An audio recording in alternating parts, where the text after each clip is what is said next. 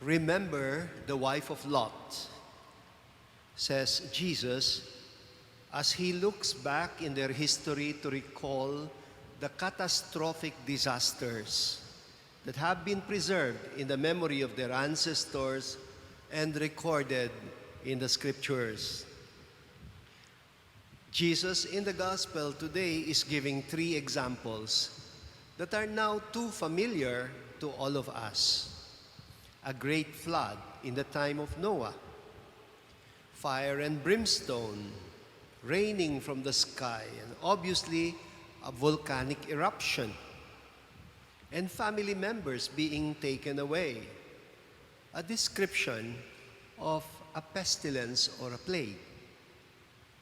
In just this year, 2020, we have experienced all three in a row, but in a different order. The Taal volcanic eruption early this year, then the COVID-19 pandemic, and then the floods triggered by Ulysses that did not even wait until the pandemic was over. Jesus is looking back in a positive sense, but he is also warning us about looking back in a negative sense. First, the positive sense, that we learn our lessons from history and not repeat the errors. He describes the people in the generation of Noah who were eating and drinking, marrying and giving in marriage up to the day that Noah entered the ark and the flood came and destroyed them all. They were all overtaken by complacency. The saying is almost cliché, but needs to be repeated. Those who do not know their history are doomed to repeat it. All of us saw the heartbreaking news about the flash flooding triggered by the heavy rains dumped by Typhoon Ulysses yesterday. And we saw photos and videos posted in the social media of people holding on for dear life as the strong current swept away their belongings like trash. We saw people shivering in the rain above their roofs as the flood waters rose beyond their expectations. There was a child that looked like baby Moses floating in the Nile River, except that the baby was in a laundry basin, wrapped in blankets and made to float in the flash flood. There were elderly people being transferred through a ladder from a lower roof that had already been reached by the water to a higher roof of the neighbor. There was a dog that desperately held on to a fence, but eventually let go and tried swimming to a safer ground. It almost did not make it because of the current. The catastrophic scenes on television made it hard for me to swallow my food while having supper. Later, I saw an old posting from the late environmental activist Gina Lopez, and it was dated September 2017, meaning 3 years ago na. At that time, she was discussing environmental issues on her show entitled G Diaries, and she took aerial shots of the hills of San Mateo and Montalban, Rizal, and the massive quarrying that was happening there.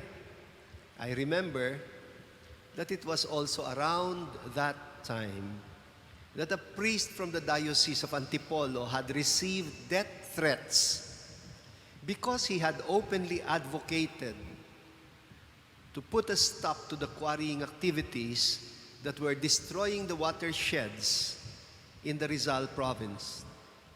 Let me quote Gina Lopez, what she wrote 3 years ago before she died. She said, I am currently in a shoot for the second season of G Diaries. Our first episode, which will air this December, will be on the Pasig River. So, we took aerial shots of the Pasig River, but I also wanted to visit the Marikina watershed because many people say it needs to be reforested. It is important that we rehabilitate this watershed because it is the first line of defense of Marikina, Quezon City, Antipolo, Pasig, Cainta, San Mateo, etc. against the rainwater surging from the uplands of Luzon. So, here are photos that I took near the Marikina watershed. And now she writes in all capital letters, literally screaming. She said, that quarrying is illegal because that is a watershed. Exclamation points. I think there are around 7 of them. It should not be there, she said, because it will cause flooding in Metro Manila. And she says, I was shocked to see the quarrying. As long as there is such a quarrying there, the Marikina watershed is denuded. The Pasig River water will be brown, and it will become more and more shallow, and it will cause flooding in Metro Manila. And so it is imperative, she said, that the Marikina watershed is reforested. Well, Gina Lopez was probably not yet in the country when Typhoon Ondoy first inundated Marikina in 2009. And in spite of that terrible disaster, they never stopped destroying the watersheds through quarrying and non-stop construction of new subdivisions. Obviously, nobody listened to her.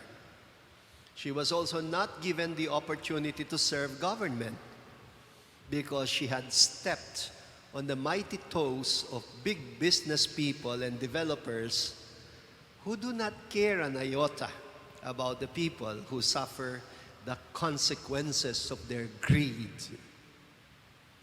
Now, the disaster of Ondoy has been repeated by Ulysses. And we look back to Gina Lopez's 2017 posting and we ask ourselves, what she said in 2017 came true again in 2020. Now, do we have to wait for another disaster? There is also a looking back, however, that is negative. And Jesus recalls the wife of Lot as an example. The Lord had sent 3 messengers to rescue Lot's family because Uncle Abraham had stubbornly negotiated with God on their behalf. Naawa kasi. Remember Abraham asking if God was determined to destroy the righteous people who might end up perishing along with the wicked? The story tells us, even after Lot's family had been warned by the messengers, they still hesitated. Very much like those who refused to evacuate even after being warned. Genesis 19 verse 16 says, when Lot hesitated, the messenger seized his hand. Kinaladkad sila. And the hands of his wife and his 2 daughters, and led them to safety outside the city. And then they instructed them to flee straight ahead and not to look back. Again, one of them forgot the instruction, the wife of Lot. The wife of Lot looked back, and what happened to her? She turned into a pillar of salt. I call that a negative looking back. when we cannot let go of the negative memories, when we condemn ourselves to our past mistakes, when we forfeit our future because we are stuck in our past, we also end up getting overtaken by disaster. Brothers and sisters, look back, but only to learn your lesson. Don't look back and get stuck in the past if you don't want to turn into a pillar of salt.